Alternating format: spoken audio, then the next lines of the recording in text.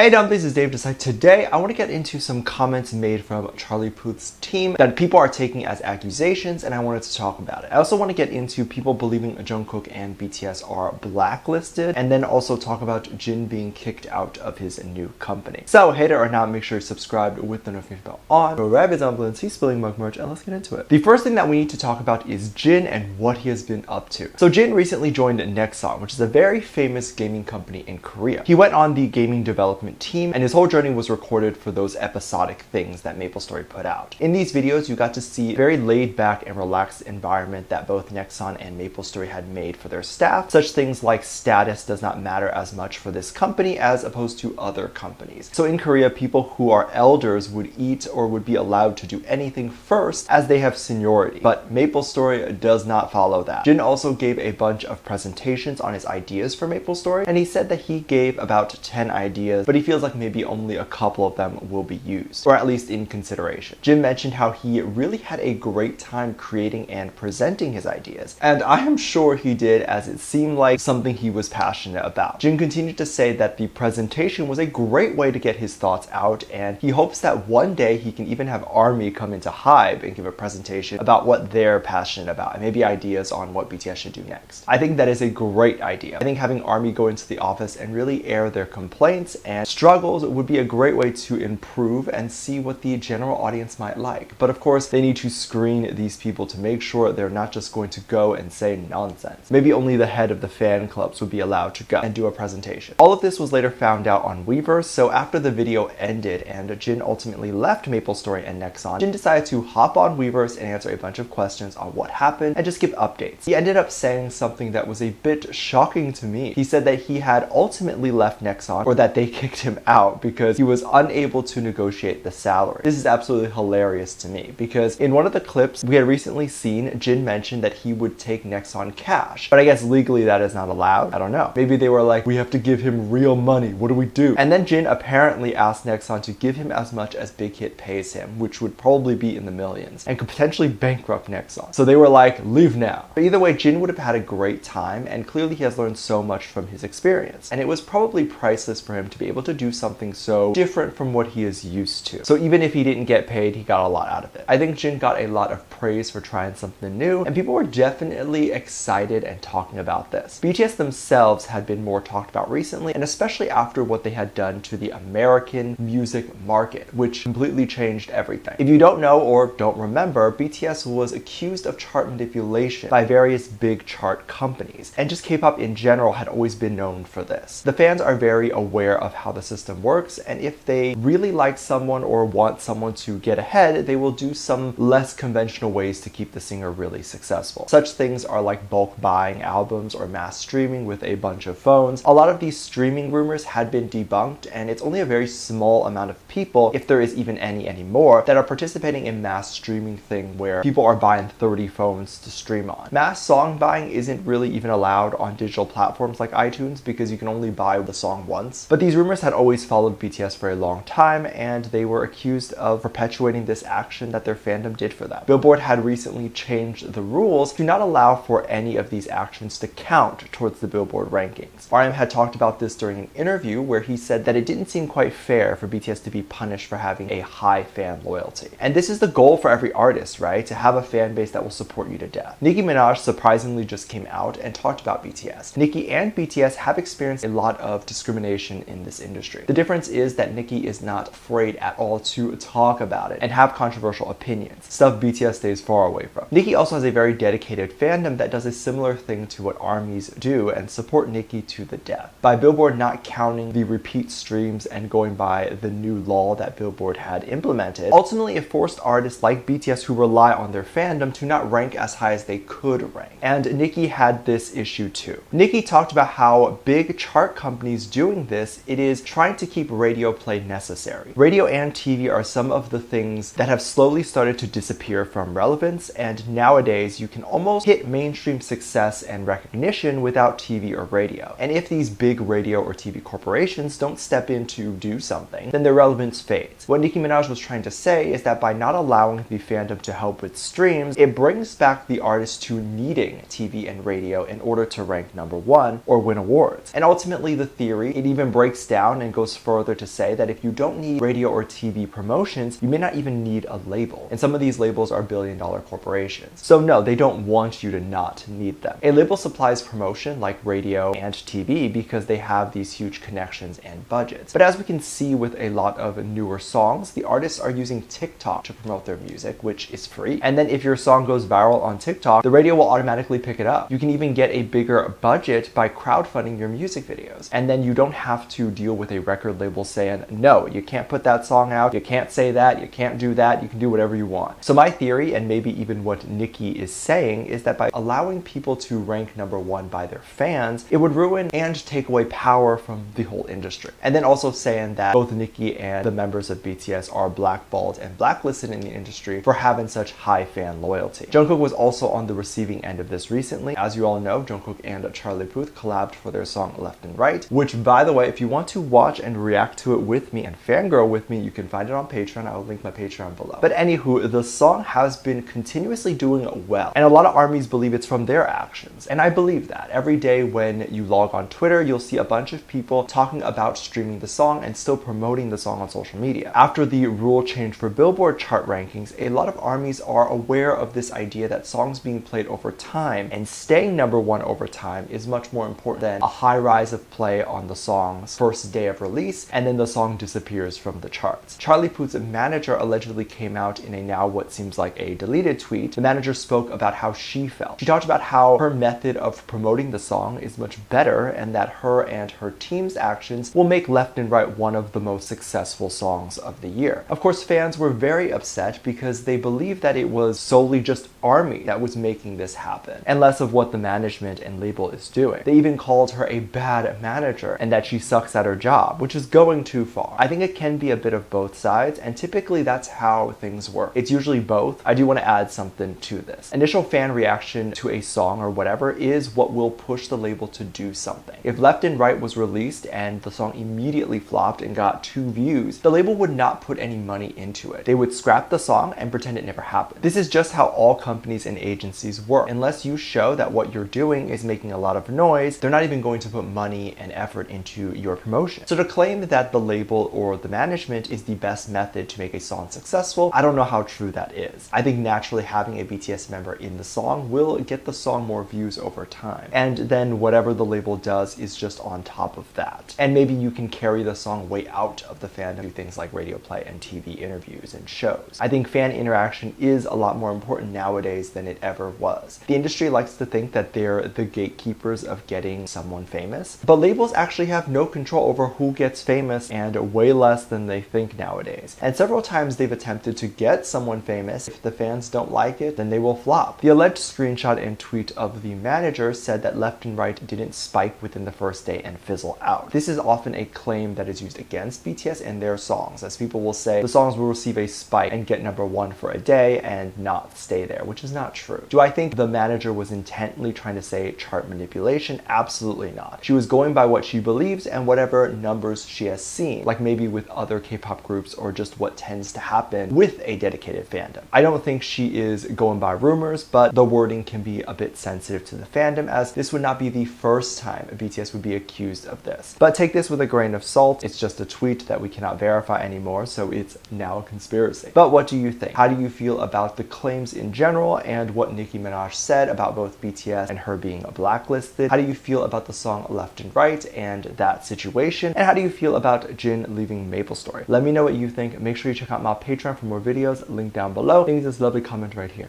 Love you, bye.